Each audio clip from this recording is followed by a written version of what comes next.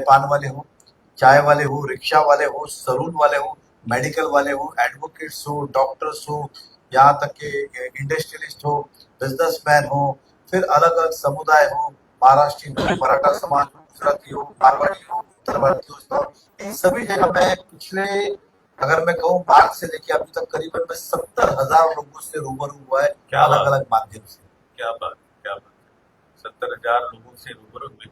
लेकिन पत्रकार साथियों, थोड़ी देर पहले भी मैंने बात किया जब नरेंद्र जी इस मंच पे नहीं थे, तो हम जब देश की राजनीति में देख रहे हैं, क्या संजोग है कि एक नरेंद्र पूरे देश को विकसित भारत बनाने के लिए निकल पड़े हैं।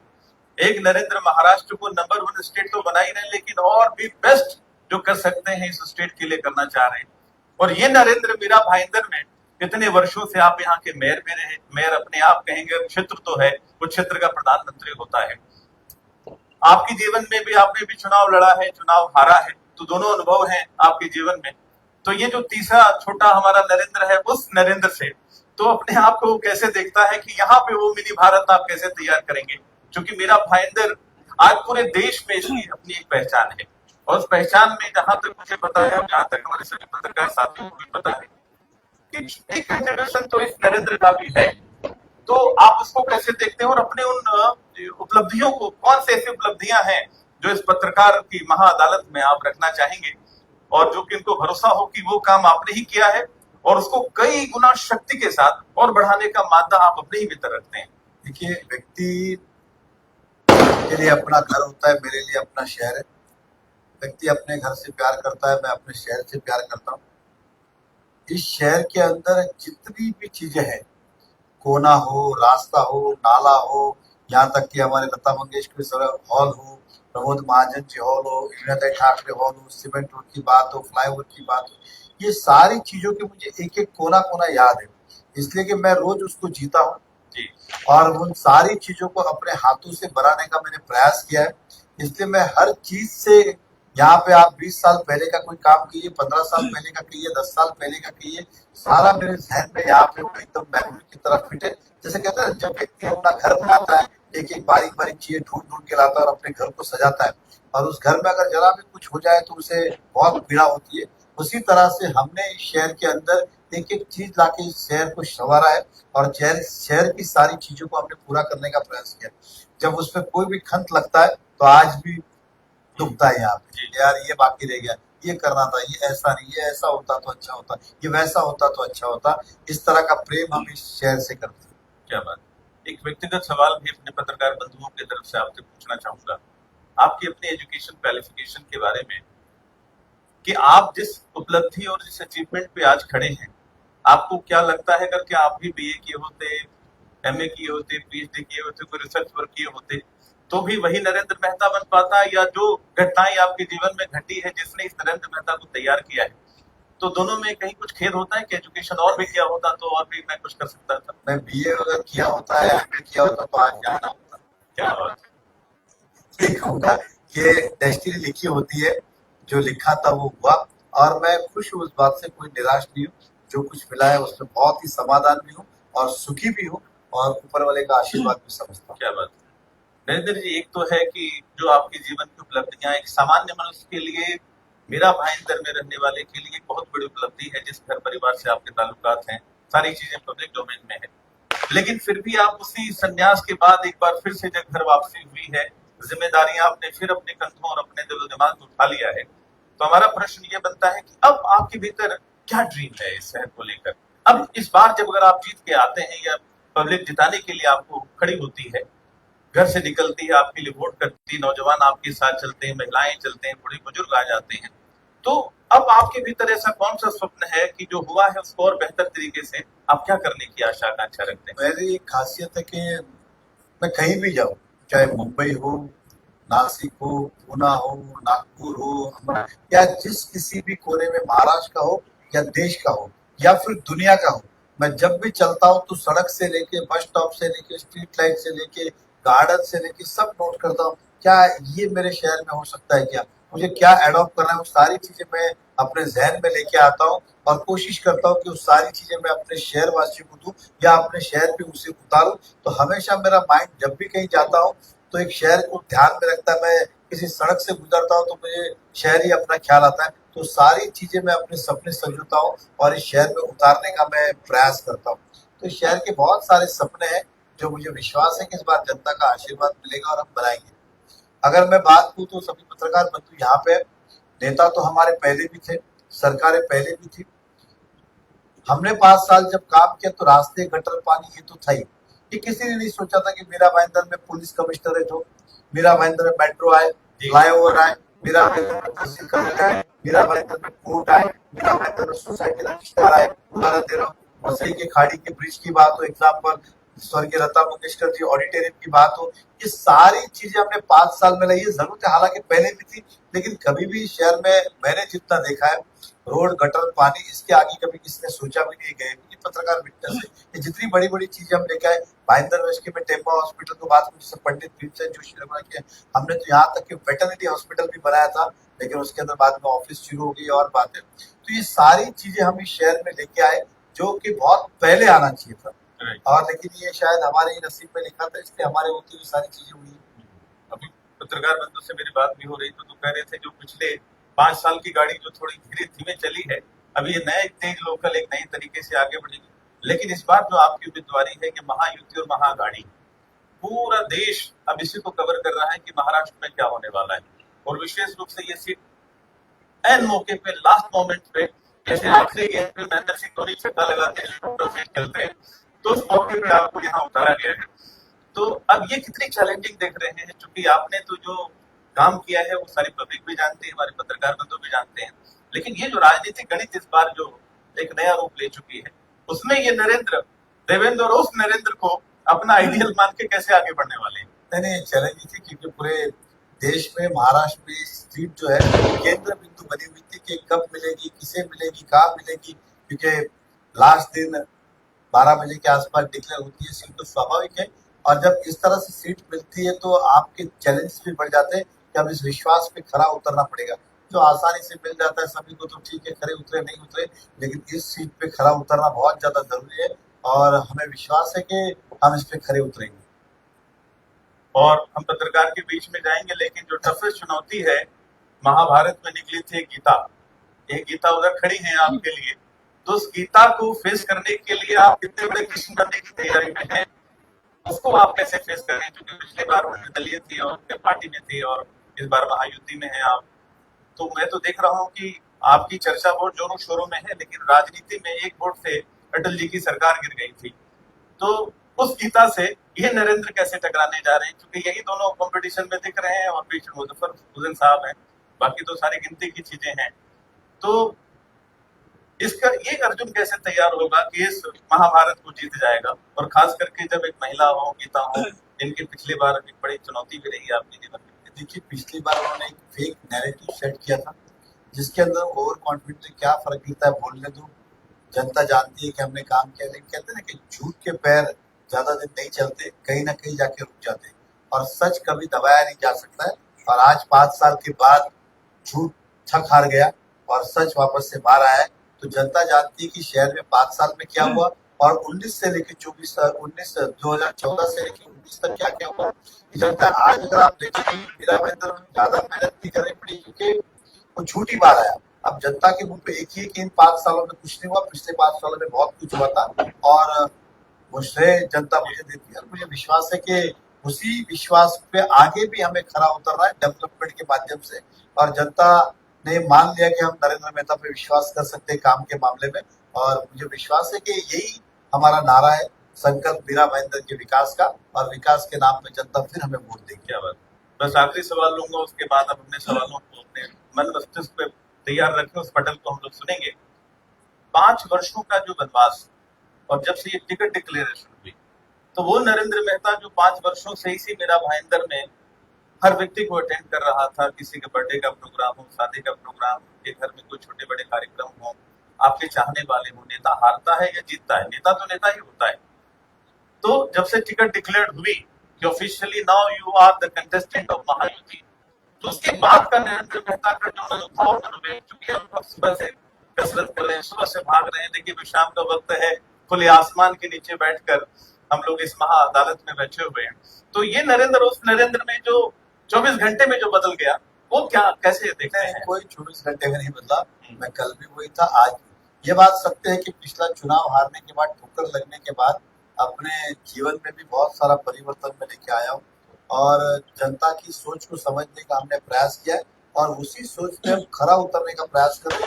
तो कल भी हम वही थे, आज भी वही है और कल भी हम इससे बेहतर बनने की कोशिश करेंगे कि कभी भी अब यह है कि सर पे नहीं चढ़ेगी बातें। और मैं जनता का दिल से आभार व्यक्त करता हूँ कि मुझे फिर से जनता ने स्वीकारा है। क्या अगर सरकार बनती है, जिस तरीके से महत्वपूर्ण एन मौके पे आपकी टिकट की डिक्लेरेशन हुई, अगर सरकार बनती है महायुति की, तो आप क्या देख रहे हैं कुछ मंत्रि परिषद में आपको मिल सकता है? मैं इतनी दूर कभी सोचता ही नहीं। मैं मेयर भी बना तो इत्तेफाक एमएलए की टिकट मिली, वो भी एक जर्नी थी और आज टिकट मिली है, मैं विधायक बन जाऊं मेरे लिए इतना ही बहुत है, क्योंकि मुझे जो शहर को देना है उसके लिए अगर मैं विधायक बन जाऊंगा तब भी वो मैं शहर को लाके दे सकता हूँ, चाहे मैं मंत्री बनूं चाहे नहीं बनूं। हमारे में उतनी काबिलियत है कि शहर की जरूरतों को हम विधायक के रूप में भी पूरी कर सकते। क्या बात है। खाली एक दुष्यंत कुमार जी का एक शेर है, वो बोल के, किस नदी की धार से ठंडी हवा आती तो है, नाव जर्जर ही सही मगर लहरों से टकराती तो है। और उपलब्धियों के नाम पर कुछ भी नहीं, फिर भी ये आकाश सी छाती तो है। इस आकाश पटल में बैठकर इन महायोद्धाओं के बीच में, जो आपके आज के इस कड़ी की कुंडली कल सुबह अखबार में छाप देंगे, डिजिटल इलेक्ट्रॉनिक मीडिया के माध्यम से, तो बस अभी से जाना शुरू हो जाएगा। तो मैं चाहूंगा कि आप एक एक करके माइक उनको दिया जाए प्लीज। हमारे सवाल जितने सकारात्मक हो उतनी ऊर्जा भरी होगी। आप अपना नाम बताएं और संक्षेप में सवाल पूछें। मेरा नाम अनिल चौहान है, जी, दैनिक भास्कर से। नेता जी आपसे जानना चाहूँ, थोड़ी आवाज, माइक थोड़ा दूर रखिए। नेता जी आपसे जानना चाहता हूँ कि निश्चित 5 साल आप जो काम आवाज करिए जरा। निश्चित 5 साल जो आप काम किए उसकी रफ्तार तेज थी, उसमें कोई दो राय नहीं। तो जो चुनाव आपका पिछला हुआ और दुर्भाग्य से आप नहीं आ पाए, तो कोई ऐसा आपने डिजाइन किया था मीरा भाईंदर के डेवलप को लेके, या कोई ऐसा विशेष काम जो अधूरा रह गया, आपने संजोया था कि ये काम करूंगा? फिर से आपका सवाल, माइक की आवाज जरा बढ़ाइए।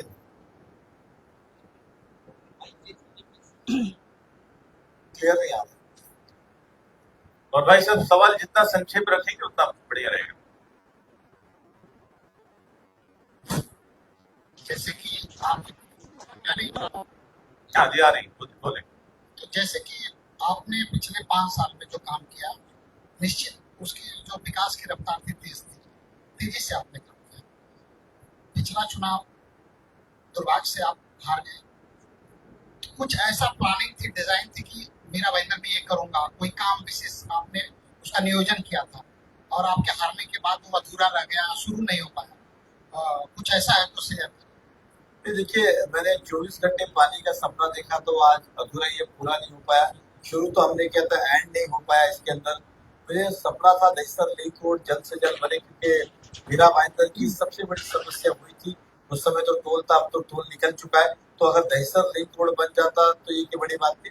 दूसरा एक सपना था कि मीरा भाईंदर में ज्यादा से ज्यादा कॉलेज निर्माण हो, और हमने सोचा था कि आने के बाद इस शहर के अंदर ज्यादा से ज्यादा कॉलेज निर्माण करेंगे। आज मीरा भाईंदर में एसएससी के 10,000 से ज्यादा बच्चे पास होते हैं और इस शहर में आपके 15-20 साल, 18-15 साल में एक भी कॉलेज इस शहर में नहीं बना, जबकि आबादी 2 गुना 2.5 गुना हो गई है। आज भी हमारे शहर के 9,000 बच्चों को एडमिशन के लिए अलग अलग शहरों में धक्के मारने पड़ते और उसके बाद भी एडमिशन नहीं मिलते। जीवन में काफी लोग कॉम्प्रोमाइज कर लेते, बाबा एसएससी बहुत हो गया इस प्रकार का। इसलिए मेरा एक सपना था कि शहर में ज्यादा से ज्यादा मैं कॉलेजेस निर्माण करूं। तो लिंक रोड की बात है, कॉलेज की, मेरे अधूरे सपने तो जो मुझे आगे पूरे करने। एजुकेशन के क्षेत्र को कंटिन्यू करना चाहते हैं। सर, आप अपना नाम भी बताएं और सवाल पूछें। प्रकाश जी प्रकाश। 2019चा निवडणूक परिस्थिती तीच आहे, उमेदवार तेच आहेत, त्या उमेदवारांचे पक्ष पण तेच आहेत. जर तुम्ही जिंकता असं तुम्हाला वाटतंय तर कुठल्या मुद्द्यावर? विकासाचा मुद्द्यावर, कारण की आजही तुम्ही बघा आमची जी ओळख आहे ते डेव्हलपमेंटचीच आहे. आणि जी कामं आम्ही केलेली तीच कामं आज जनतेला दिसायला लागली आणि जनतेने ते कंपॅरिझन केलं की पहिला काय होतं आणि आज काय. आज मी आपल्याला विचारलं 19 ते 24 या शहरामध्ये मला एक वास्तू दाखवा ही वास्तू उभी राहिली. तर एकही अशी वास्तू आहे हे जनतेने सुद्धा बघितलेलं आहे आणि आमचं म्हणून विकासच मुद्दा संकल्प विकास का हाच आमचं नारा पण आम्ही दिलेला आहे. नेताजी, सवाल मेरा ये है, अभी आपने बताया कि 10वीं के बाद से बच्चों को बाहर कॉलेज के लिए जाना पड़ता है, यहाँ पर उच्च शिक्षा की व्यवस्था नहीं है। मीरा भाईंदर शहर का एकमात्र टेक्निकल कॉलेज का एक रिजर्वेशन था जहाँ पर आपने अपनी प्राइवेट स्कूल बनाई है और आज तक वो रिजर्वेशन वैसे ही है, कहीं डेवलप नहीं हो पाया है। तो कहीं ना कहीं ये आपने एक अन्याय नहीं किया है शहर के बच्चों पे, क्योंकि कानून में प्रावधान है, म्यूनिसिपल कॉर्पोरेशन एक्ट में भी प्रावधान है कि हर शहर में एक टेक्निकल इंस्टीट्यूट होना चाहिए। लेकिन पिछले 20 सालों से ज्यादा आप सत्ता में रहने के बावजूद भी आपने ना तो रिजर्वेशन डेवलप किया और ना ही उसको चेंज किया, ना ही टेक्निकल कॉलेज आपने डेवलप किया। क्या कहेंगे? देखिए, आपको बता दूं कि जिस समय वो स्कूल बनाए, मीरा भाईंदर कॉस्मोपॉलिटन शहर है।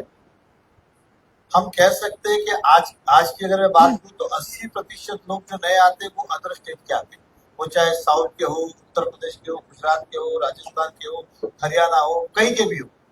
और यहाँ पे हमारा स्टेट बोर्ड है, गुजरात में गुजरात बोर्ड है, अलग अलग जगह अपने बोर्ड है। लेकिन ये जब देश चेंज करते अपने राज्य, तो इस शहर में एक भी सीबीएसई बोर्ड स्कूल नहीं था, सेंट्रल बोर्ड। और ये सीबीएसई बोर्ड आप पूरे नेशनल वाइज कहीं भी जाइए, आपको वही एजुकेशन कंटिन्यूशन मिलता है, नहीं तो बच्चों का एजुकेशन टूट जाता था। उस समय ये डिमांड थी कि शहर के अंदर सीबीएसई स्कूल बनाया जाए, इसलिए वो निर्णय उस समय हमने लिया कि इस शहर में हम सीबीएसई स्कूल बनाएंगे। ये हमारा उस समय का निर्णय था और स्कूल को किया। रहा सवाल आप रिजर्वेशन का, आपको बता दूं, मुझे अब साल याद थी ये करीबन, लेकिन आज भी अगर याद, कम से कम 8-9 साल तो पक्के हुए उसको कि वो रिजर्वेशन 37 होके कब का मॉडिफिकेशन होके गवर्नमेंट में गया और अपनी पीटी चेंज हो गया, तो अब वो रिजर्वेशन नहीं। चलिए, उनके थोड़े से सवाल थे एकेडमिकली, जो इन्होंने थोड़ा सा उसमें उनके मन में जो संशय था कि कहीं वो गवर्नमेंट का काम था, आपने उसको पीछे तो नहीं किया, लेकिन एडिशनल इन्होंने एक नया विद्यालय बना के बोर्ड का ग्रेड ही बढ़ाया है, इसके लिए बधाई भी दी जाती। भाई साहब, अपना नाम बताएंगे आप? शकील शेख सिटी में। जी, स्वागत। मेरा सवाल है आपसे कि पिछले 2019 के चुनाव में उस टाइम में भी हमले किए गए, राजनीतिक हमले किए गए, अभी भी किए जा रहे। और अभी जो मैं सीधा का नाम लो तो अब तक का 5 साल में नीला सूत्री का भी नाम लेकर के यहाँ पर हमला नहीं किया था, लेकिन इस बार उन्होंने बाकायदा नाम लेकर के हमला किया कि मार्केट में आपने बहुत बड़ा घोटाला किया है। इस चीज को आप क्या जवाब देंगे इस संदर्भ में? क्या लेना देना मेरा मार्केट से, मेरा और घोटाला किस बात का मार्केट में, आप मुझे वो बताएंगे पहले। ये खाली एक अफवाह उन्होंने क्यों कहा, वो जवाब मुझसे ही पूछिए। लेकिन इस शहर के अंदर एक बाजू हमारे जो अभी कांग्रेस के उम्मीदवार है, क्या आरोप लगा रहे, क्या आपने शहर में मार्केट क्यों नहीं बनाया, और आप क्या आरोप लगा रहे कि मार्केट क्यों बनाया। ये मार्केट जब तक, देखिए किसी भी जगह आप जजमेंट से लेके विरार तक जाए, फेरी वाले हर जगह, मेरा हमेशा से ये मुद्दा रहा है कि फेरी वाले को अगर न्याय देना है तो आपको मार्केट देना जरूरी है। जनता को फुटपाथ देना है, जगह फेरी वाले खाली करना है तो पर्याय व्यवस्था देनी जरूरी है। रोड की अगर पार्किंग आपको खाली चाहिए, रोड खाली चाहिए, तो पार्किंग के लिए पर्याय व्यवस्था देना जरूरी है। हमने तो पहली बार इतिहास में अलग अलग जगह मार्केट के निर्माण किए। अगर आपको पता होगा तो हमारे प्रमोद महाजन जी हॉल के सामने 2 रिजर्वेशन थे स्कूल के, हमने कहा एक को मार्केट कन्वर्ट करते, लोगों ने उस पर आपत्ति जनाई, इसलिए मार्केट नहीं हुआ।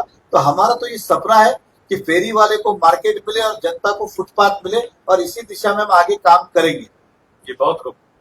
अपना नाम बताएं सर। मेरा नाम आफ्ताब खान है, सिटी हेडलाइंस न्यूज से हूँ। नेताजी, मेरा सवाल आपसे ये है कि क्या कभी आपने इस शहर में जो रीडेवलपमेंट के मुद्दे होते हैं, जो बहुत सारे 30 साल 40 साल पुरानी बिल्डिंग होते हैं, ऐसे 2 बिल्डिंग की मैंने न्यूज की है जो 10-10 साल से 20-20 साल से परेशान है, उनको एफएसआई नहीं मिलता, उनको परमिशन नहीं मिलता।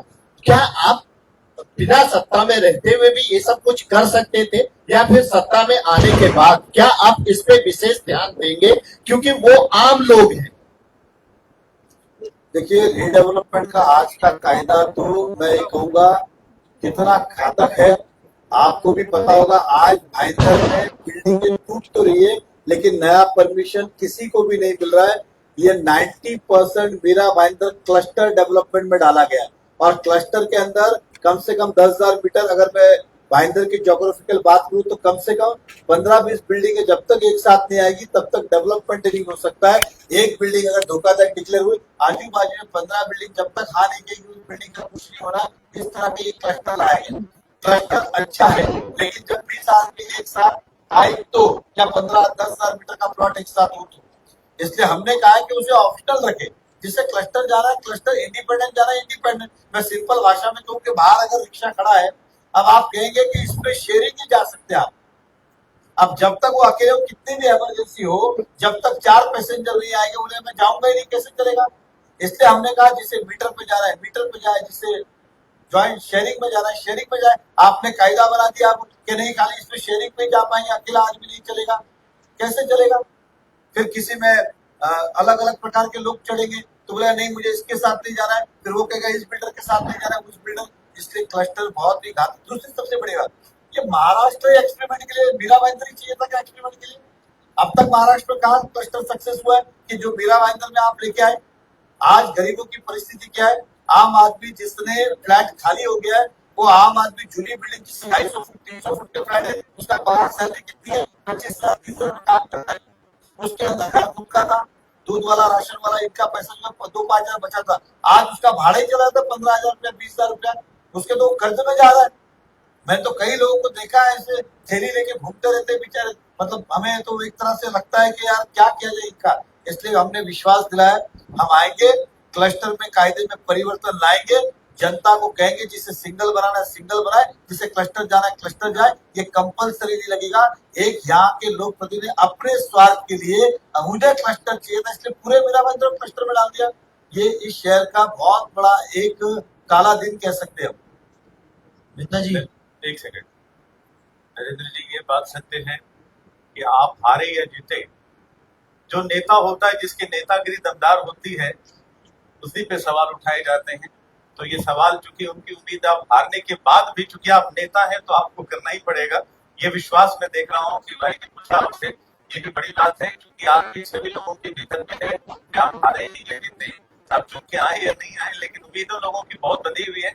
इट शोज कि आप 5 वर्ष भले विधान परिषद में नहीं बैठे हों, विधानसभा में नहीं गए हों, लेकिन लोगों की उम्मीदें हमेशा सदैव आपसे बनी हुई रही है। जी अगला प्रश्न, आप नाम बताएं भाई। सर मेरा नाम आसिफ ताकोली है, वाईएसआर न्यूज से। स्वागत है आपका। अक्सर नेताजी एक आरोप आप पर हमेशा किया जाता है टीडीआर घोटाले का, और ये जो क्लब बना है उस पर भी कई आरोप किया जाता है कि आपने बड़ा भ्रष्टाचार किया। आज उसका खुलासा हो ही जाए। नहीं, ये अच्छा है कि एक बार खुलासा हो जाना चाहिए। पहले बताइए जिस आरक्षण की आप बात करें या इस शहर में जितने भी गार्डन हो, प्लेग्राउंड हो, मार्केट हो, हॉस्पिटल हो, अगर लोग टीडीआर नहीं लेते तो एक भी आरक्षण बनता क्या? एक भी आरक्षण बनता क्या? 1997 में डीपी मंजूर हुआ, 1997 में हमारी टीडीआर पॉलिसी आई मेरे ख्याल से 2006 के आसपास। उन 9 साल में आपको कौन सी जगह मिली? एक भी जगह नहीं मिली डेवलपमेंट करने के लिए। टीडीआर पॉलिसी आई तो हुआ। अब हमारी जो कंपनी है उसने टीडीआर लेना ही बंद कर दी। देखिए किसी भी जमीन को अधिग्रहण करना है, कॉर्पोरेशन हो, स्टेट गवर्नमेंट हो, सेंट्रल हो, तो कायदा क्या है? या तो आप टीडीआर लो या जो गवर्नमेंट ने रेट नक्की किया उसके पैसे ले लो। और गवर्नमेंट ने किसी अलग अलग व्यक्ति के लिए नहीं, एक कॉमन रेट नक्की किए हुए रेडी रेकनर है, वो हिसाब से पैसे लो। जिस दिन से टीडीआर के आरोप लगे हमारी कंपनी को लगता है हमने तो उल्टा शहर का भला किया टीडीआर देखी, लेकिन वो आरोप इस तरह लगाए गए जैसे कि इसके अंदर हमने कंपनी का फायदा किया। हालांकि टीडीआर का लेने के कारण कंपनी का करोड़ों रुपए नुकसान हुआ है, कोई फायदा नहीं हुआ है। अब कंपनी ने एक पॉलिसी बनाई, आपने कि पिछले 5 साल में टीडीआर ही लिया। उन्होंने बोला हमें टीडीआर नहीं चाहिए, आपको जमीन चाहिए, अधिग्रहण करो, पैसा दो, चैप्टर क्लोज करो, और सरकारी भाव से तो हमें ज्यादा भी नहीं चाहिए। आज कितनी कारण से काम सब रुके हुए, अगर मीरा भाईंदर के सभी लोग ये कर दे कि हमें टीडीआर नहीं चाहिए, मार्केट रेट दो, तो आपको बता दूं अगर नगर पालिका कल से लाइट बिल बंद कर दे, पगार देना बंद कर दे, लाइट पानी का बिल भरना बंद, 1 रुपया भी खर्च नहीं करे, तब भी ये मीरा भाईंदर की सारी जमीन एक्वायर करने में बंद करने, मतलब एक भी खर्च नहीं करे और जितनी आमदनी है कम से कम 20 साल लग जाएंगे उनको सारी जमीन एक्वायर करने के लिए, इतना पैसा कॉर्पोरेशन को लगेगा। तो मैं तो जनता से कहूंगा अगर टीआर को लेता है तो उनका तो हाल मारा देके स्वागत करना चाहिए, धन्यवाद व्यक्त करना चाहिए कि भैया शहर के ऊपर आपने उपकार किया है। और मैं राजनीति में आऊंगा तो मैं तो उस बिल्डर का या जो देने वाला होगा, लैंडलॉर्ड होगा, किसान होगा, उनका तो आभार ही व्यक्त करूंगा कि आपने बहुत बड़ी मेहरबानी की है, कॉर्पोरेशन को टीडीआर के बदले जगह देखी। क्या बात है। मेहता साहब, मैं एक मिनट सर, मैं भाई साहब को भी बहुत बधाई देता हूँ जो इतनी हिम्मत के साथ 7-Eleven क्लब में बैठकर नेताजी के सामने, नेताजी के परिसर में, तो आप और भाई साहब को भी बधाई देता हूँ कि उन्होंने इस रास्ते में क्लब की बात को कर देता हूँ। देखिए ऐसा है, इन्होंने खाली क्लब भी कहा लेकिन मैं सभी हाँ, खुलासे कर तो मैं देख लिया, सब खुलासे आपने कर दिए। नहीं मैं कर देता हूँ। 2019 में एक नैरेटिव चलाया गया जी वही नैरेटिव आज भी सेट करने की कोशिश करूं। जी नैरेटिव क्या था? एग्जाम्पल, मेहता साहब ने स्कूल बनाया, बंगला बनाया, हॉस्पिटल बनाया, होटल बनाया, क्लब बनाया, ये सब इस प्रकार की अफवाह यही थी ना। लेकिन उस समय अगर व्यक्ति ने ध्यान से सोचा होता, मैं विधायक बना अक्टूबर 2014, मतलब ऑलमोस्ट हम कह सकते 2015, 2 ही महीने बाकी थे। अब मैं जिस बंगले में रहता हूँ 1999 से जब मैं राजनीति में नहीं आया था, जी जिस होटल की बात कर रहे हैं सीएम रॉक को 1999 में उसका भूमि पूजन हुआ, 2005 में शुरू हुआ, क्या लेना देना उस होटल का। अभी अभी जिस स्कूल की बात की मोइन खान जी ने, तो 2007 में शुरू हुआ स्कूल। एसएससी का रिजल्ट लिखा हुआ है तो उसे छुपा भी नहीं सकता। 2009 में स्वर्गीय गोपीनाथ मुंडे जी ने हॉस्पिटल का उद्घाटन किया था, उदाहरण दे रहा हूँ। तो क्या लेना देना मेरे विधायक बनने का, इसका लेना देना कोई लेना देना नहीं था। अब जिस क्लब की आप बात कर रहे हो, लोगों नाम का हमारा एक क्लब था, 2004 में किसी कारण बेचा। उसी समय अगर आप देखेंगे तो उसका सेल एग्रीमेंट और इसका परचेस एग्रीमेंट मुश्किल से 10 दिन का फर्क होगा। कि उसी समय जगह ली थी। मैं राजनीति में इतना व्यस्त हो गया था कि हमें कभी समय नहीं मिला है बनाने के लिए। जब कंपनी को समय मिला तो उन्होंने एक क्लब को खड़ा किया। दूसरी बात आपको बता दूं, आप सबको मतलब जितने यहाँ बैठे हैं, क्लब किसी कंपनी ने बनाया लेकिन उसका फायदा इस शहर के रहने वाले हर नागरिक को हुआ है। आपको भी हुआ है, आपको भी हुआ है, आपको भी हुआ है। मैं उदाहरण के तौर पे आपको कहना चाहूंगा, 1 मिनट के लिए मान लीजिए कल इस शहर में से हम मैक्सेस मॉल निकाल देते, ठाकुर मॉल निकाल देते, भक्ति विधान निकाल देते, कोका हॉस्पिटल निकाल देते, तुंगा हॉस्पिटल निकाल देते, डालमिया निकाल देते, आरके निकाल देते, 7 स्क्वायर निकाल देते, जीसीसी क्लब निकाल देते, 7-Eleven क्लब निकाल देते, 1-2 चीजें और निकाल देते। बताओ आपके घर की कीमत घटेगी कि बढ़ेगी? मेरा सवाल का जवाब दीजिए, आप ही से पूछता हुआ, घटेगी कि बढ़ेगी? घटेगी। घटेगी, क्योंकि शहर में अगर ये चीजें नहीं होगी तो फिर शहर का अस्तित्व क्या? जब जब चीजें आती है बनाता कोई और है।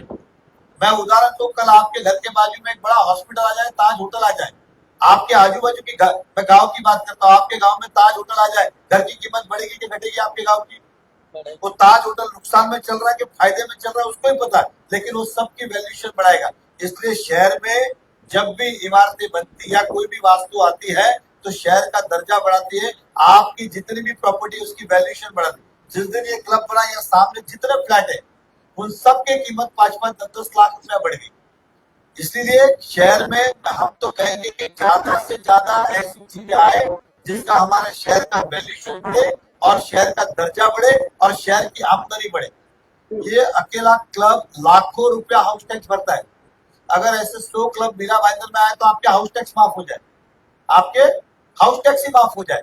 मुंबई में आज 50,000 करोड़ रुपए एफडी है, इसलिए 600 फुट तक के हाउस टैक्स माफ किए गए, क्योंकि उनके पास बहुत सारी कमर्शियल प्रॉपर्टीज है जो टैक्स बड़े पैमाने में देते हैं। अगर ऐसी सोच चीजें आई तो हाउस टैक्स ही माफ हो जाए शहर का। तो ऐसे चीजों का तो स्वागत करना चाहिए कि इस शहर का वैल्यू और दर्जा बढ़ा रहे। बिल्कुल सत्य बात है। पत्रकार साथियों, 1 सेकंड में आपको रोक रहा हूँ, तुरंत आपके सवाल पूछूंगा। देखिए, आज अमेरिका में चुनाव हो रहा है, ट्रम्प वहां चुनाव लड़ रहे हैं, बहुत बड़े एंटरप्रेन्योर हैं। मिडिल ईस्ट में चले जाएं, जितने राजा हैं वही वहां के लोकतंत्र और प्रजातंत्र को जिस तरीके से आप देखें, एनआरकी मोनार्ची जो भी कहें वही संभाल रहे हैं। तो हमारा लीडर यदि एक एंटरप्रेन्योर भी हो तो हम उसको पॉजिटिव और इंस्पायरिंग रूप में देखना चाहते हैं। उस रूप में देखें तो और अच्छी बात होगी, क्योंकि एक लीडर के अंदर कई क्वालिटीज है तो वो हमारी युवा पीढ़ी को भी प्रमोट कर सकता है। और कई लोगों को एम्प्लॉयमेंट जनरेशन भी कर सकता है, फिर उसको घोटाले घपले करने की जरूरत नहीं पड़ती, जो ज्यादातर उत्तर प्रदेश, बिहार या बंगाल इस तरीके के राज्य के नेताओं में जो बदनामी होती है। तो हम तो आपको बधाई देते हैं नरेंद्र जी, ये इट शोज योर पर्सनालिटी, क्योंकि आप राजनीति में जब नहीं थे तब भी व्यवसाय करते थे और राजनीति में आए हैं, आपका अपना भी बौद्धिक विकास हुआ है, आपकी अपनी भी क्षमता बढ़ी है, तो आपने अपने क्षमता से अपना भी विकास किया। इसको सकारात्मक दृष्टि से भी देखी जा सकती है, लेकिन ये जनता की अदालत है, ये पत्रकारों की अदालत है, सवाल तो बनेंगे ही। जी, अगला सवाल। नेता साहब, मेरा सवाल आपसे रहेगा। सबसे पहले तो मैं आपको बधाई दूंगा कि आपने पहली मर्तबा ये बहुत अच्छा कॉन्सेप्ट लेकर आए कि पत्रकारों की अपनी अदालत लाए, यहाँ पर अगर सिर्फ पत्रकार यहाँ पर, आपको बधाई देंगे। सवाल मेरे दो है नेता साहब। एक तो ये 2019 के बाद से लेकर 2024 तक आप किसी भी संवैधानिक पद पर नहीं रहे, लेकिन आप भारतीय जनता पार्टी से अलग नहीं हुए। पिछले 2.5 सालों से आपकी भारतीय जनता पार्टी सत्ता में भागीदार है। यहाँ पर आपने उस दौरान टेम्बा हॉस्पिटल, जो यहाँ पर सुविधा का अभाव है, एक टेम्बा हॉस्पिटल और दूसरा यहाँ की जो हमारी कोर्ट है, उसके लिए कभी कोई प्रयास क्यों नहीं किया? ये मेरा एक सवाल। दूसरा मेरा सवाल ये कि पिछले साल मुख्यमंत्री एकनाथ शिंदे के हाथों हमारे मीरा भाईंदर शहर में कई सारी जगहों के उद्घाटन हुए, भूमि पूजन हुए, जिसमें मुख्य रूप से सरकारी हॉस्पिटल है, महापालिका की इमारत है, उस जो भूमि पूजन हुए थे उसको लेकर आप कैसा देखते हैं और क्या वाकई में वो प्रैक्टिकल इम्प्लीमेंट हो पाएंगे भविष्य में? देखिए, ऐसा है कि इस शहर में 2016 की आबादी करीबन 12 लाख के आसपास थी। 33% आबादी ऐसी थी जो रोज कमाते और रोज खाते। अगर उनके घर में कभी बीमारी आ जाए ना, तो आदमी कर्जे में चला जाता है या अपना जीवन भर में जो बचाया होता है वो एक दिन में खत्म कर देता है। पहले भी शहर में हॉस्पिटल की जरूरत थी, लेकिन कोई भगवती जाता था, कोई नारायण इस प्रकार का, और वहां पे बेड भी नहीं मिलते थे। और कई पेशेंट लोकल देखे जो फिर वहां जमीन पे बैठ के अपना इलाज कराते थे या जमीन पे लेट के तब पीड़ा होती थी। कि हॉस्पिटल जब था, आप सबको पता है कि हॉस्पिटल तो इमारत 2008 में बनी, लेकिन किसी ने शुरुआत करने की हिम्मत ही नहीं की। इसलिए कि हॉस्पिटल का खर्चा सालाना 100 करोड़ के आसपास, और उस समय म्युनिसिपल टैक्स रेवेन्यू था 150 करोड़। कि ये चलाएगा कौन? सफेद हाथी है। मुझे भी अच्छे लोगों ने सलाह दी थी कि हॉस्पिटल शुरू मत करिए, लेकिन हमने कहा था जो होगा देखा जाएगा, शुरुआत करेंगे, और वो शुरुआत की। और महाराष्ट्र सरकार से हमने विनती की कि हॉस्पिटल हमने प्राथमिक यहाँ पे सुविधाएं शुरू की है, इसे हमें मल्टी स्पेशलिटी करना है, इसलिए इसको सरकार ताबा ले, सरकार इसको खर्चा करे। और फिर उस समय सुधीर बाबू मुनगंटीवार ने मंच पे कहा था महाराष्ट्र सरकार इसको चलाएगी। बाद में 2-2.5 साल प्रोसेस में लग गया और उस सरकार ने ताबा लिया, अब सरकार चला रही। उसके बाद मैं रहा नहीं, 2.5 साल तो मेरी सरकार भी नहीं थी, ना देवेंद्र फडणवीस थे ना और कोई था, कांग्रेस और यूपीटी की सरकार थी। तो आप इस बात में तो छोड़िए, जो मंजूर थे वो भी कैंसिल किए। जैसे गठबंधन लिंक रोड की बात हो, नेशनल लिंक जो चालू थे वो भी रद्द किए, नया क्या देते हो? इसलिए मांगने की कोई लॉजिक ही नहीं था। उसके बाद हमारे वर्तमान विधायक से ये सवाल पूछना चाहिए, आप इतने करोड़ लाए उतने करोड़ लाए, तो फिर हॉस्पिटल का क्यों नहीं हुआ? ये प्रश्न तो मेरा भी है उनसे कि उन्होंने हॉस्पिटल को क्यों नहीं अपग्रेड किया। देखिए, आपकी जानकारी के लिए, उस कोर्ट को पहले तो उसके काम बाकी थे, एक बार नहीं 2 बार, एक बार हम मिले, दूसरी बार तो एडवोकेट को लेकर रविंद्र चौहान साहब को मिले, पीडब्ल्यूडी मिनिस्टर है, उनको कुछ फंड की आवश्यकता थी, वो फंड दिलाया, सब कुछ हुआ। अब रहा सवाल, कोर्ट को जो निर्णय लेना है वो जुडिशियल प्रोसेस होने के कारण वो शुरू नहीं हो रहा है, वो पॉलिटिकली अटका हुआ नहीं है, जुडिशियल प्रोसेस के कारण रुका हुआ है। आपको विश्वास दिलाता हूँ कि चुनाव के बाद जुडिशियल प्रोसेस के अंदर भी जो पहल करनी होगी कि शहर की जरूरत है, उस दिशा में हम काम करेंगे। और भूमि पूजन को लेकर आपका जवाब ये है, जो भूमि पूजन हुए मुख्यमंत्री के हाथों, उनको लेकर आप कैसा देखते हैं कि आप भी शहर एक नागरिक है और कई सारे पदों की क्या मिल चुके हैं? मैं ऐसा मानता हूँ कि यहाँ की जो भी लोकल पॉलिटिकल व्यक्ति होता है वो चाहते हैं कि नेता आए और वास्तु का भूमि पूजन करे, ये सभी की ख्वाहिश होती है। और तब शायद नेता उतनी डिटेल में जाते नहीं है कि भूमि पूजन करे, शुरू होगा कि नहीं होगा। आपको पता होगा जब वो बिल्डिंग बन रही थी, हमने तो उसके बहिष्कार भी डाला था और विरोध भी किया था कि बिल्डिंग बन ही नहीं सकती, और आज वही हो रहा है। हमने जो कहा था वो भूमि पूजन तो हुआ, लेकिन हुआ ही नहीं आज तक। ये स्वाभाविक है, ऐसी कई सारी इमारतें जो आज भी मैं कह सकता हूँ कि ये होने वाली नहीं है। मैं चतुर्भुजा पांडे हिंद सागर, मैं चतुर्भुजा पांडे हिंद सागर। सर, मेरा सवाल है कि आपने क्लस्टर प्लान के बारे में बताया। कहाँ से सवाल पूछा जा रहा है? हाँ, क्योंकि माइक वो पकड़ के रखे हैं तो आपने क्लस्टर प्लान के बारे में बताया और इस साल की मीटिंग में लोग कैसे होंगे, तो इसके बारे में जानकारी कैसे होगी? उसके लिए आप क्या करेंगे? नहीं, मैंने हमने आपसे यही कहा है कि इस कायदे को अमेंड करना जरूरी है और कायदा अमेंड नहीं होगा तब तक बिल्डिंगें बन नहीं सकती है। और हमने जनता से वादा किया है कि हम आने के बाद इस कायदे को अमेंडमेंट करेंगे, जो मैंडेटरी है उसको ऑप्शनल करेंगे, ऐसा मैंने कहा। पब्लिक कैसे जानकार होगी इसके बारे में? नहीं, तो मैं कह रहा हूँ ना कि हमारे साथ पब्लिक के साथ इतना खतरनाक कायदा लाया है कि आम आदमी को देखा है मैंने बिलखते हुए, ठेली लेके घूमते हुए, कि इस तरह के कायदे लाए जिसके हाथ नहीं, पैर नहीं, आगे नहीं सोचा, पीछे नहीं सोचा। और क्या जरूरत थी कि मीरा भाईंदर में इसके पहल करने की? महाराष्ट्र इतना बड़ा कहाँ पे क्लस्टर सक्सेस हुआ? यही तो हम कह रहे हैं। इसलिए हमने कहा कि इस कायदे में आने के बाद अमेंड करेंगे ताकि जनता को न्याय मिल सके। जी, एक सेकेंड। नेताजी, आप बहुत सुंदर और बहुत ही शानदार और दमदार जवाब दे रहे हैं। न्यायपालिका, चूंकि मैं भी एक लॉयर हूँ, पढ़ा लिखा व्यक्ति हूँ, तो ये बात सत्य है, कार्यपालिका की जिम्मेदारी है, न्यायपालिका की जिम्मेदारी है, लेकिन कार्यपालिका की न्यायपालिका को लेकर आती है, इसके लिए आप प्रयास कर रहे हैं और उसको पब्लिक तक पहुंचाना अवेयरनेस के रूप में। हालांकि आप तो घर घर छाए हुए हैं, लेकिन अवेयरनेस आपको कोई भी गवर्नमेंट की चीजें हैं, जैसे भी प्रधानमंत्री हर प्रयास कर रहे हैं कि ये देश हमारा विकसित भारत बने और सबसे पहले एक एक व्यक्ति अपने परिवार में मजबूत हो। अगला सवाल आप पूछिए। पत्रकार की अदालत में मैं उसके लिए आपका आभार। आप मेरा सवाल शुरू सही। होता है 2007 से। अरे बाप रे। मैं मीरा भाईंदर की राजनीति को 40 साल से जानता हूँ। मीरा भाईंदर की राजनीति में 2007 के पहले जो कुछ भी हुआ वो कभी लाइमलाइट में नहीं आया। तो मेहता जी, आप मीरा भाईंदर की राजनीति में 2007 से आते हो।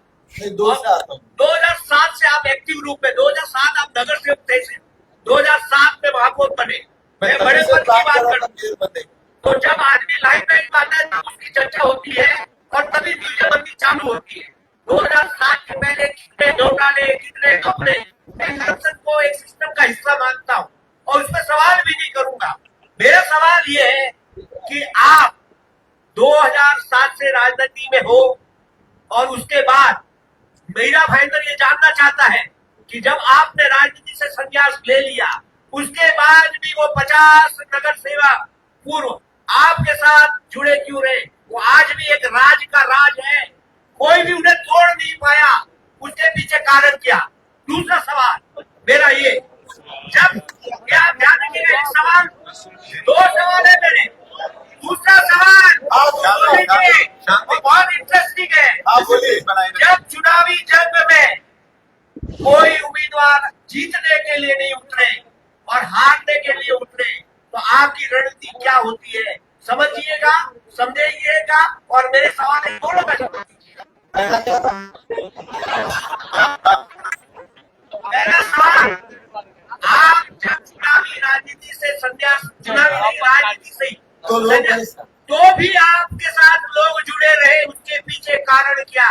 देखिए कि राजनीतिक संन्यास ये मेरा व्यक्तिगत निर्णय था, किसी हमारे नगर सेवक का नहीं था। और मैं जब वापस आया तो मुझे लगा कि मीरा भाईंदर के अंदर नेतृत्व पार्टी का, भारतीय जनता पार्टी का मैं कर रहा हूँ, तो उन सबको लगा कि इस नेतृत्व के साथ रहने में शहर की भी भलाई है और उनके राजनीतिक सफर में भी ज्ञान और नॉलेज की भलाई है। और मैं मानता हूँ कि एक रिश्ता हमारा 2009 से सबसे जुड़ा हुआ था और जिस प्रकार से ये चीजें हुई उस तरह से सभी लोग को लगने लगा कि नहीं, हमें नरेंद्र मेहता जी के साथ खड़ा होना चाहिए। और खड़े थे तो मैं उनका स्वागत ही करता हूँ, इसमें कोई किंतु परंतु क्या है। एक दूसरा सवाल क्या था आपका?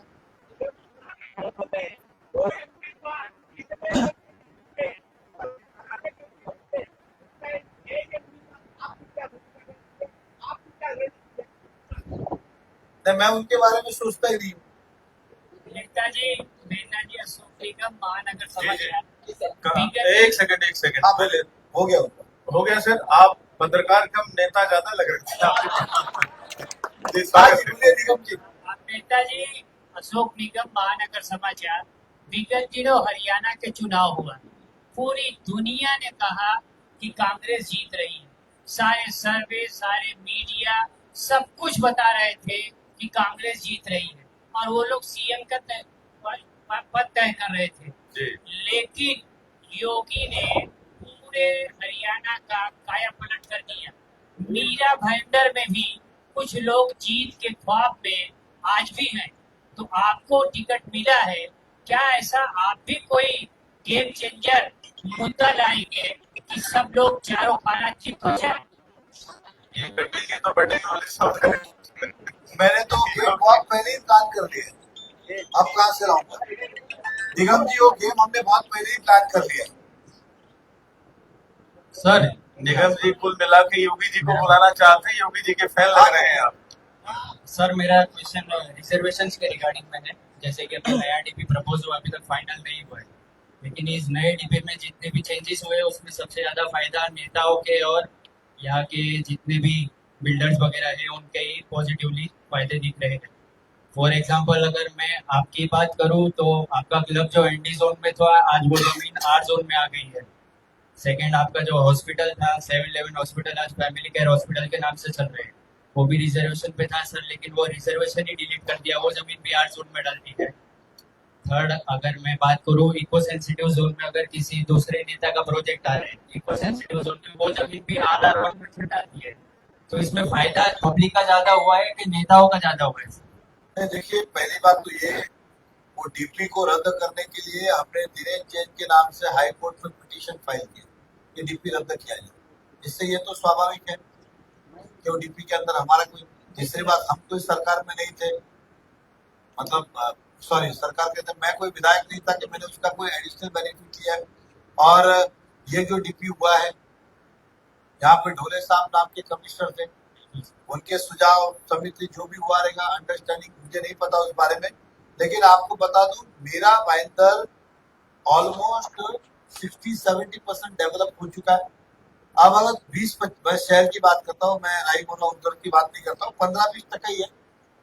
नो डेवलपमेंट जोन इसलिए रखा जाता है कि एक साथ में अगर सभी को आर जोन कर दिया जाए, ऐसा मेरा मानना है, तो एक की समय पे सब चीजें डेवलप करना प्रैक्टिकली पॉसिबल है। अब ये किसी की समिति चाहे आपकी हो, एनडी जोन नाम का शब्द ही नहीं है मीरा भाईंदर, और एनडीजेड जहाँ है भी तो वहां पे अब आप नया यूनिफाइड डीसीआर लिखेंगे तो सारी चीजें उसमें परमिसेबल कर दी गई है। तो आपको जो आरोप था वो आरोप में उतना तथ्य मैं नहीं मानता हूँ कि इसके लिए हुआ है, और स्वाभाविक है कि हमने तो उसे चैलेंज किया है, क्योंकि हमारा व्यक्तिगत मानना है कि वो डीपी आने वाले समय में घातक होगा। आज से 1992 में डीपी हुआ था, मतलब हम कह रहे हो 32 साल पहले, जो 32 साल पहले की सोच और आज की सोच में तो फर्क है कि नहीं? अब मैं सिंपली पूछता हूँ, 32 साल पहले जिसने जो सोचा होगा उस समय की जरूरत और आज की जरूरत में फर्क है कि नहीं? लेकिन ये पहला मीरा भाईंदर है जिसने जरूरत के हिसाब से आरक्षण बढ़ाने चाहिए थे। इस डीपी के अंदर प्रो रेटा जो सरकारी नियम है उस रेशो के हिसाब में आरक्षण नहीं बैठते। आरक्षण कहाँ है? तो सारे बैंगलोर और सीआर वो क्या बनने वाले क्या? मतलब बिल्डिंग है तो बनेगी, लेकिन सुविधा इसलिए मिलेगी क्योंकि सारे reservation, majority reservation CR zone और बैंगलोर पे डाले हुए, इसलिए उस डीपी को हमने चैलेंज किया है। और मैं यहाँ से जाने के बाद सरकार से अपील ही करूंगा, सदन में ये बात रखूंगा कि इस डीपी के ऊपर फेर विचार होना चाहिए, चाहे सरकार बनाए चाहे नगर पालिका बनाए, लेकिन फेर विचार होना जरूरी है। अब उदाहरण देता हूँ भाईंदर बिरौड़ वेस्ट का, आप देखिए इतना बड़ा प्लॉट है, एक ही कंपनी का प्लॉट है, उसके अंदर रिजर्वेशन देके नाम पे गिन चुन के आप बताए। मैं पेंकरपाड़ा की बात करता हूँ, वहां पे गांव में प्लेग्राउंड रिजर्वेशन था, उसे निकाल के आर कर दिया गया, प्लेग्राउंड को पीछे सीआर में डाल दिया गया, मतलब कभी बनेगा ही नहीं। ऐसे बहुत सारी चीजें, तो डीपी को हम चाहेंगे कि इसके ऊपर रिवाइज होना चाहिए, फिर से सोचना चाहिए, तभी ये आने वाला भविष्य इसका उज्जवल हो सकता है। सर जैसे हाउसिंग फॉर डिजर्व्स इंद्रलोक में एक था अपना रिजर्वेशन, उसको भी डिलीट कर दिया, लेकिन मैंने- उसमें कुछ प्रोजेक्ट ऑलरेडी एग्री आपकी बात, वो टेक्निकली रॉन्ग है, वो इस तरह से हो नहीं सकता कि एक रिजर्वेशन आधा है हो चुका है और आगे का जोन चेंज करोगे कैसा होगा। दूसरा, आपने जो हॉस्पिटल की बात की तो जगह आर नहीं है, वंस एक बार रिजर्वेशन एकोमोडेशन रिजर्वेशन के लिए आपने म्युनिसिपैलिटी को 25% दे दिया तो बाकी जमीन आर नहीं है। अब वो खाली उसका कलर चेंज हुआ है, म्युनिसिपल का हॉस्पिटल म्युनिसिपल ही है, उदाहरण दे रहा हूं। वो देने के बाद तो जमीन आरजू नहीं थी। सर रिजर्वेशन ही डिलीट कर दिया उसमें से। मैंने आपको वही कहा है, मान लो कोई भी एकोमोडेशन रिजर्वेशन हो इस शहर का, एक बार म्युनिसिपल कॉर्पोरेशन को अपना हिस्सा मिल गया उसके अंदर का, जैसे आज की पॉलिसी क्या है कि 40% आप लैंड दे दो, 60% आपको जो करना है करो, आप बिल्डिंग बनाओ, मतलब आर2 तभी बिल्डिंग बनाओ ना, खाली उसके अंदर 40% दे दिया तो अब गवर्नमेंट ने बोला हमारा 40 मिल गया, अब इसको पीला कलर कर दो, हमको क्या फर्क गिरता है, वैसे भी आर2 ने अगर मान लो ये बिल्डिंग रेसिडेंशियल बनी होती तो डेफिनेटली ये बिल्डिंग कन्विंस करके देनी पड़ती लैंडलॉर्ड को, और रीडेवलपमेंट में आर2 नहीं बनता ही, तो ऑलरेडी एक बार होने के बाद वो आर2 हो गया। ये बहुत ही क्रांतिकारी पत्रकार थे, बहुत ही सुंदर सवाल पूछा और सेटिस्फाइड भी हो गए, इसलिए हम आपको मैं खुश हूं ऐसे सवालों से। सर नमस्कार, मी भाविक पाटील. सर माझा प्रश्न होता की मीरा भाईंदरमध्ये सगळ्यात जास्त तरुण आहे, या वेळेला पण सगळ्यात जास्त तरुण मतदारांची नोंद झाली. आपण म्हणता आम्ही युनिव्हर्सिटी बांधणार, कॉलेज बांधणार, आयटी पार्क बांधणार, पण सर्वसामान्य मुलांसाठी तुमचं काय विजन? तुम्ही म्हणता मी सीबीएसई शाळा बांधली, पण सर्वसामान्य लोक त्या शाळेत जाऊ शकत नाही. तुम्ही म्हणता मार्केट रेट वाढला, पण सर्वसामान्य लोक ती घर घेऊ शकत नाही. सर्वसामान्य लोकांसाठी आणि तरुणांसाठी तुमचं काय विजन? मुळात तुम्ही म्हणता स्पोर्ट्स कॉम्प्लेक्स बांधलं, हॉल बांधले शहरात, सर्वसामान्यांसाठी ते परवडणार नाही. त्यासाठी तुमचं काय विजन आहे सर्वसामान्य लोकांचं? बघा, एक समजून घ्या, शहरामध्ये सर्व प्रकारची लोक राहतात, म्हणून सर्व प्रकारची सुविधा असणं गरजेचं आहे. उदाहरण सांगतो, काही लोकांची मुलं मराठी शाळेत असतील, काहींची इंग्रजीमध्ये असतील. आता स्वाभाविक आहे की अंग्रेजी शाळेची मुलं आणि मराठी शाळेची मुलं अंग्रेजी मागली म्हणून असं म्हणता होईल का की तुम्ही अंग्रेजी मागली मराठी माणसं त्यांच्यासाठी बांधायला पाहिजे. आम्ही महापालिकेची जेवढी शाळा होती 14 ते 19 मध्ये, उत्तरमध्ये 2 शाळा, उदाहरण सांगतो, मुन्शी कंपाऊंडला 1 शाळा, मला जाऊन आता हे माहित नाही, साधारण 7 शाळा आम्ही पूर्ण नवीन बांधली with the new facilities and amenities, कारण की त्या शाळाचा दर्जा वाढावा, 10वी पर्यंत शिक्षण मिळावं हे आहे. आपल्याला माहित असेल त्याचा विरोध झाला होता, आम्ही एक पॉलिसी आणली होती मीरा भाईंदरला. आता उदाहरण सांगतो, हा पट्टा आपण बघितलं की महापालिकेची शाळा बांधली तरी ते चालणार नाही, तरी ते चालणार नाही, आणि ही पॉलिसी आज नाही तर उद्या येणार असं माझं मत आहे. जनतेपर्यंत तुमच्या माध्यमातून जावा. मैं हिंदी में बोलता हूँ ताकि सभी को समझे. मीरा भाईंदर म्युनिसिपल कॉर्पोरेशन के पास स्कूल के बहुत सारे रिजर्वेशन है, लेकिन मीरा भाईंदर स्कूल अगर बनाएगी भी नहीं और बनाएगा तो चलेगी भी नहीं, उदाहरण. इसलिए हमने कहा है कि जिन जिनको हमने लिस्ट के ऊपर दिया उसने हमेशा मीरा भाईंदर कॉर्पोरेशन के साथ गलती किया, तो अपनी सुविधा चलता है. आता हमने तो ये निर्णय लिया कि हम जे भी करें, जगह हमारी, बिल्डिंग कोई और बांधे, 50-50, भाई एक ही स्कूल में 50% बच्चे म्युनिसिपल कॉर्पोरेशन के आएंगे और 50% जो बिल्डिंग बांधेगा उसके होंगे, ऐसा जे भी डॉक्यूमेंट करना पाहिजे. तो उससे दोनों तरह के, और उसी स्कूल में जहाँ आपका मेरा बच्चा पढ़ रहा है उसी शहर का दूसरा बच्चा भी उसी स्कूल में पढ़ेगा, एक ही प्रकार का एजुकेशन क्वालिटी मिलेगी. ये हमारे उसके पीछे की सोच है जो आने वाले समय में हम लाएंगे. अब एडमिशन कैसे देगा, तो उसकी भी पॉलिसी हमने फ्रेम की थी कि जितने भी एडमिशन 1 तारीख के पहले आएंगे, बिलो पोवर्टी लाईन के जो नीचे रहेंगे उनको पहिले दिया जाएगा, और लकी ड्रॉ करायचं, ज्याचं नाव निघेल, समजा एखादा 50 ऍडमिशन अवेलेबल, तर ज्याचं नाव निघेल त्या 50 मुलांना तिथे शिकवायचं, एकाच दर्जाचं भेटेल. हे आमचं स्वप्न या शहराचं विद्या एज्युकेशन साठी आहे. आता मी सांगितलं आयटी पार्क, कॉर्पोरेट, हे जे काय आज जेवढी काय तरुण मंडळी आहेत ते 95% कमी जास्त होऊ शकतात, परंतु ह्या शहराला जॉब नाही, म्हणून ते आयटी पार्क असेल की एखादा कॉर्पोरेट असेल किंवा उद्योग असेल तर नोकऱ्या निर्माण होतील आणि व्यापारी निर्माण होतील. म्हणून हे तरुणांसाठी जर आता 60-70 वर्षाचा माणूस ते जॉब करत जात नाही, ही जी येणारी तरुण पिढी आहे जे मुंबईला जाते त्यांना मीरा भाईंदरला जॉब मिळावा, हे आमचं स्वप्न तरुणांसाठी आहे.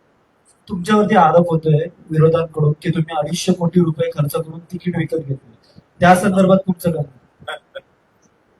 बघा, ज्याला हात पाय नाही त्याला उत्तरच काय देऊ. मग एक मला सांगा, त्यांनी किती ऑफर केले होते की आम्हाला 250 दिलं? त्यांनी किती ऑफर केली होती की 250 गेला? तुमचं असं साहेब, मी पॅन्ट घ्यायला गेलो मला 150 दिलं नाही, तुम्ही 200 घेतलं तुम्हाला दिलं. बघा, फालतू आरोप आहे. ते महापौरी होते त्यावेळी कितीला मग तिकीट घेतलं? भारतीय जनता पक्ष कधी या पैशाचा भानगडीत पडत नाही, आणि आजच्या तारखेला असं माझं म्हणणं आहे मेजॉरिटी कुठलाही पक्ष सुद्धा त्याला विलीन कॅन्डिडेट पाहिजे हेच पाहिजे आजच्या तारखेला निवडून येऊ शकतो त्याला तिकीट द्यायला पाहिजे हे सर्व पक्ष बघतात. इतर मी तर कधी जाणार नाही पण दुसऱ्या पक्षात गेलो असतो तर मला तिकीट दिलं असतं की नाही दिलं असतं. मला 4 पक्षांनी बोलवलं उदाहरण सांगतो पण आम्ही घेतलं का ते काय पैसे थोडी देत होते का घेत होते. त्यांची इच्छा होती की विलिंग कॅन्डिडेट जो असेल तो सर्वांना पाहिजे. आम्ही इतर पक्षांना बरेचशा लोकांना घेतो तिकीट देऊ थोडी का पैशाचं विचारतो. हे फालतू आरोप आहेत आणि असे आरोप कोणी लावू नये आणि देवेंद्र फडणवीसवर तर अजिबातच लावू नये. सर बेहतर समाज से सर पिछले बेहतर समाज से जी सर शहर में जहाँ डेवलपमेंट की बात करते हैं वहीं पे आपके ऊपर आरोप लगता है कि मेट्रो और सूर्या प्रकल्प नहीं होता आपके वजह से रुका हुआ है इसके ऊपर क्या समझ. मैंने भी ये सुना कि वो आजकल भाषण कर रहे हैं कि पानी का प्रोजेक्ट नरेंद्र मेहता की वजह से रुका हुआ है इसलिए मुझे वोट दो. उनका ऐसा कहना है. तो 1 मिनट के लिए मान के लाओ मैं क्या छोड़ के मेरे लिए सुनना है तो आप जीत के अगर आप आओगे कि आए तब क्या नरेंद्र मेहता से कैसे करोगे आप. तब भी तो मैं हूँ. सर नमस्कार. 1 मिनट उनका सवाल हो जाता जी, है. जी. आप समझे मेरे वजह से अगर रुका है तो मैं कहीं जा रहा हूँ क्या कल आप कैसे करोगे. और मैंने ज्योतिष को कुंडली बताई अभी कम से कम 20-25 साल जीने वाला हूँ और इसी शहर में रहने वाला हूँ. तो उनका ऐसा अगले चुनाव में कहेंगे जब तक मेहता साहब जिंदा है तब तक हो नहीं सकता ऐसा कहेंगे क्या. ये बकवास बातें कोई लेना नहीं देना. दूसरी बात जितना काम हुआ है वो हेलीकॉप्टर से हुआ है क्या. वो काम कैसे हुआ है. ये झूठे आरोप मतलब आपको खुश कर नहीं पाए तो दूसरे की लाइन छोटी करो. ऐसा कुछ भी नहीं है. उनके पास जगह भी है उनके अपने टेक्निकल इश्यूज होते हैं. और दूसरी बात केवल उतना ही काम बाकी है क्या.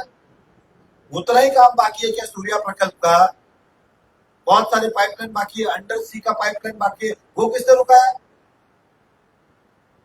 अंडर सी का पाइपिंग बाकी है वो किसने रुका है. फिर बहुत सारा कनेक्टिविटी बाकी है. जनता से कहना चाहूंगा ऐसे विश्वास न करें कि कुछ नहीं करते इससे दूसरे बढ़ा. इस चुनाव में आप अपने अंदर क्या बदलाव लाना चाहते हैं. इस चुनाव में आप अपने अंदर क्या बदलाव लाना चाहते हैं. देखिए बदलाव का ऐसा है कि जो जो चुनाव हारने के बाद मेरे दोस्तों ने मित्रों ने जनता ने जो जो सुझाव दिए उसके ऊपर इम्प्लीमेंट कर रहा हूँ और वैसा अपने आप बदलाव करने की कोशिश करता हूँ. अगर आप कहेंगे सर आपको ऐसा नहीं वैसा करना चाहिए मैं कोशिश करता हूँ मैं वैसा करूँ. इस तरह धीरे धीरे बदलाव आए. सर जी, नमस्कार. अमित मैं तिवारी. अमित तिवारी नवभारत टाइम्स से. सर बाबा साहब अम्बेडकर ने एक बात कही थी कि शिक्षा सेवनी का दूध है जो किसने कहा था. बाबा साहब अम्बेडकर ने हाँ कि शिक्षा सेवनी का दूध है जो पिएगा वो दहाड़ी. सर मैं देखता हूँ कि चुनाव में शिक्षा जो है ना बहुत बड़ा मुद्दा नहीं बनता है. मैं मीरा भाईंदर की बात करूँ सर 36 विद्यालय मीरा भाईंदर मनपा चलाती है लेकिन उसमें केवल 9,000 बच्चे पढ़ते हैं. अगर उसका कारण मैं ढूंढूं तो वो है एजुकेशन क्वालिटी. मतलब वहाँ शायद वही लोग एडमिशन लेते हैं बाकी तो afford नहीं कर पाते हैं. तो मेरा प्रश्न आपसे ये होगा कि इस चुनाव में शिक्षा की गुणवत्ता शिक्षा नहीं स्कूल की बिल्डिंगें तो बनी जाएंगी. शिक्षा की गुणवत्ता में सुधार के लिए क्या करें क्योंकि शिक्षा विदाउट गुणवत्ता उसका कोई अर्थ नहीं है. देखिए क्वालिटी एजुकेशन. अभी अभी मैंने जो कहा 2 मिनट पहले कि मीरा भाईंदर कॉर्पोरेशन स्कूल के अंदर हम उतना दर्जा नहीं बढ़ा पाए जितना हम सोचते हैं. इसके लिए हमने कहा था कि हम प्राइवेट लोगों के साथ जेडी करेंगे ताकि जो एक हम कह सकते हैं आपके और मेरे बच्चों को जो एजुकेशन मिलता है वही एक सामान्य परिवार के बच्चों को भी एजुकेशन मिले ताकि शिक्षा की गुणवत्ता के अंदर सुधार हो. दूसरा अगर मैं व्यक्तिगत कोई से अन्यता ना ले अगर मेरा बच्चे हो तो कल ही सारे कॉर्पोरेशन के इलेक्शन स्कूलें बंद कर दूं और सभी को इनको आप पैसा दीजिए चेक दीजिए. जो स्कूल इनको पसंद है मीरा भाईंदर की चाहे इंग्लिश हो महाराष्ट्र हो उस स्कूल में जाए fees Mira Bhayandar municipal corporation भरे. उसका रीजन ये कि आज अगर मैं देखता हूँ तो नॉर्मल स्कूल की जो फीस है वो 25,000 35,000 40,000 के आसपास. लेकिन मीरा भाईंदर के हर बच्चे की स्कूल के एक्सपेंस जो है वो अगर मैं मेंटेनेंस कॉस्ट के साथ लेता हूँ तो वो करीबन 50,000 से ज्यादा जाती है. मोर देन 50,000 रुपीज वो हमारे एक बच्चे के पीछे कॉस्टिंग आती है. तो इससे अच्छा तो हम उसको 40,000 रुपए का चेक दे देवे भैया जहाँ पढ़ना है अपनी सुविधा अपने घर के बाजू में जो ठीक लगता है वो स्कूल में पढ़े. ये हमारी सोच है. लेकिन राजनीतिक क्षेत्र में लोकतांत्रिक देश में इस तरह से हो नहीं सकता है इसलिए शायद उस पर पहल नहीं हुई. मेहता जी नमस्कार. मैं विजय मनोदय न्यूज़. शहर में आज भी लोगों के अंदर कमल यानी वो आंख बंद करके वोट करते हैं लेकिन नरेंद्र मेहता यानी भ्रष्टाचारी, कमीशनखोरी, ये आज भी चर्चा है, तो इसमें आप किस तरह से इस बात को मिटाना चाहेंगे? मगर क्या है कि आरोप को प्रमाण पत्र लगता नहीं, आरोप को प्रमाण पत्र लगता है या नहीं लगता है। उदाहरण के तौर पे अगर मैं कहूँगा कि जितने आरोप लगे एग्जाम्पल, तो 5 साल आपकी सरकार थी ना, कभी तो आके बोलते कि इसके अंदर भ्रष्टाचार हुआ, या म्युनिसिपल से वो फाइल निकालते या गवर्नमेंट से वो फाइल निकालते। आपने किसी को भी हाथ क्यों नहीं लगाया? आपने फिर भी किसी को भी हाथ क्यों नहीं लगाया? जी नेताजी नमस्कार। नमस्कार जी नमस्कार, मैं पत्रकार बोल रहा हूँ। बिल्कुल, बहुत ऊंचाई पे बैठे हैं साहब आप। सवाल भी आपका बहुत इस ऊंचा हो। समय महायुति और महाविकास आघाड़ी में एक ही मानसिकता विचारधारा चल रहा है कि अंधेरे को मिटाएंगे, उजाला हम लाएंगे, जीत को जीत लेंगे, अब न धोखा खाएंगे।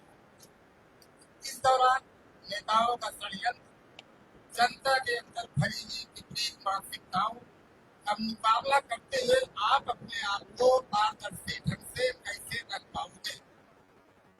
देखिए, मैंने कहा कि मैं इन 5 महीनों के अंदर 70,000 लोगों से रूबरू हुआ, 1 to 1 उनसे बात करके आया हूँ, और मैंने अपनी पूरी ट्रांसपेरेंसी, जितने आरोप प्रति आरोप, सबका खुलासा एक एक व्यक्ति को करके आया हूँ। इसलिए मुझे लगता है कि वो ट्रांसपेरेंसी मैंने पहले ही दिखा दी है, और जनता अब समझदार है। उन अफवाहों में, उन बातों में, उन षड्यंत्र में और उस तरह से बहकने वाली अब नहीं है। जी बिल्कुल। नमस्कार।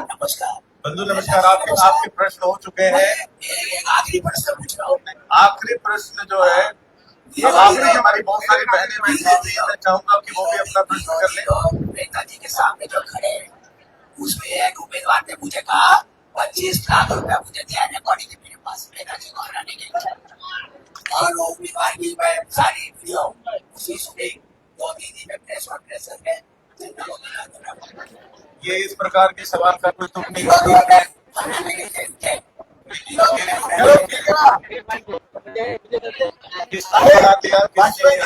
वाजपेयी महिलाओं को 50% आरक्षण। एक सवाल हमारी बहन।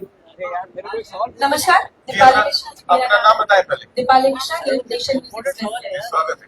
मीरा भाईंदर में काफी दिनों से धर्म की राजनीति चल रही है। कहीं एक तरफ कोई अपने आप को छत्रपति शिवाजी का वंशज बताता है, तो हिंदू शैली नाम से कोई प्रचलित है। मेहता जी, आप इस वोट बैंक को किस तरीके से धर्म की राजनीति से जोड़ेंगे? देखिए, मुझे बड़ा दुख हो रहा है कि मैंने बहुत सारे चुनाव लड़े, हम मुद्दों की बात करते थे। ये चुनाव पिछली बार भी जो था भलते विषय पे था, अब तो ज्यादा ही हो गया। मैं उदाहरण के तौर पे कहूँ कि वो विकास की बात तो आजकल कोई करता ही नहीं है, डेवलपमेंट की बात तो करता ही नहीं है। धर्म के आधार पे अगर मैं हमारे कांग्रेस के कैंडिडेट की बात करूं, तो आजकल वो मंदिरों में जा रहे, शिव जी का अभिषेक कर रहे हैं, गणेश उत्सव में बड़े बड़े होर्डिंग लगा रहे हैं, हर महल में डोनेशन कर रहे हैं, नवरात्र में कर रहे हैं, और क्या बोलते हैं, गाय को घास खिला रहे, सब खिला रहे, सब कुछ कर रहे। अच्छी बात है, उसका कोई मैं अनादर नहीं करता हूँ, लेकिन खाली ये चुनाव के समय आप अपने वोट बैंक के लिए हिंदुओं के भावनाओं से खेल रहे हो, आप धर्म का उपयोग कर रहे हो। ये मेरा स्पष्ट आरोप ही है एक प्रकार का कि आप अपनी राजनीति के लिए बार बार धर्म को लेके आ रहे हो। अगर वाकई में आप इतने धर्मिष्ठ हो, मैंने देखा कुछ दिन पहले नयानगर में भगवा लेके घूम रहे थे। अगर इतना ही प्यार है तो अपने घर पे भगवा लहरा दो ना, अपने घर पे ही भगवा लहरा दो। और मैं दूसरा पूछना चाहता हूँ, सारे अभिषेक और रस्ते के उस तरफ भी होते, इस तरफ भगवान नहीं विराजते क्या 146 पे? इधर आपकी कोई आस्था और श्रद्धा नहीं है क्या? इस क्षेत्र के अंदर भी अच्छे अच्छे मंदिर है, गौशाला है, यहाँ तो कभी आप आते हैं?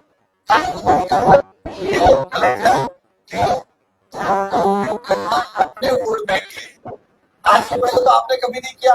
गणपति जी इसी साल आए थे क्या?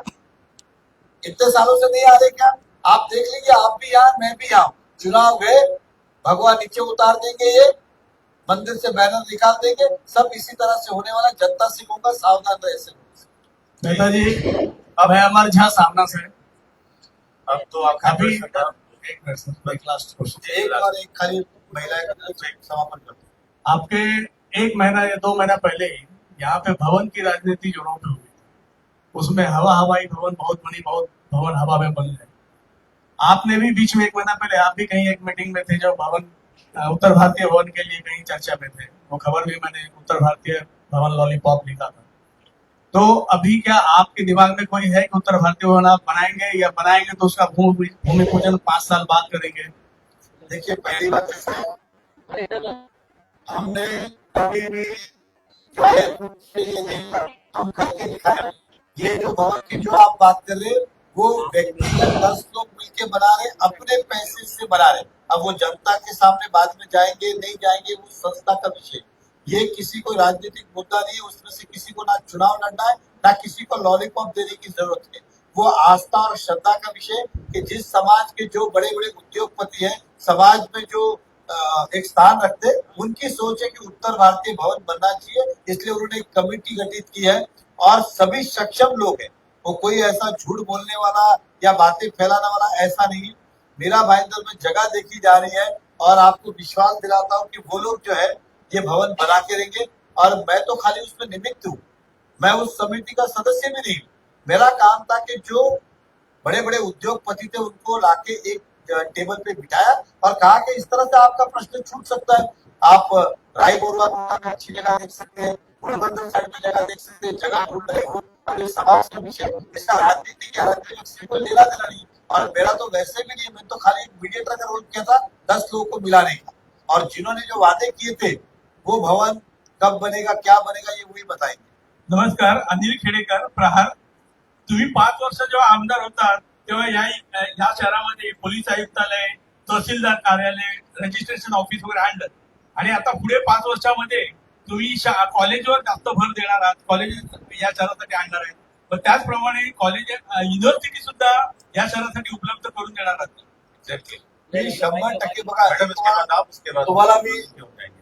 एक शेवटचं दाखवतो. मेरा एक मिनट, नहीं, मेरी बात सुनिए, माफ कीजिएगा, एक सेकंड आचार संहिता, एक सेकंड। यूनिवर्सिटी बनाना इस शहर की जरूरत है, और यूनिवर्सिटी कोई एक आस्था है, श्रद्धा है शहर के प्रति, और हम बनाएंगे ऐसा आपको मैं विश्वास दिलाता हूँ।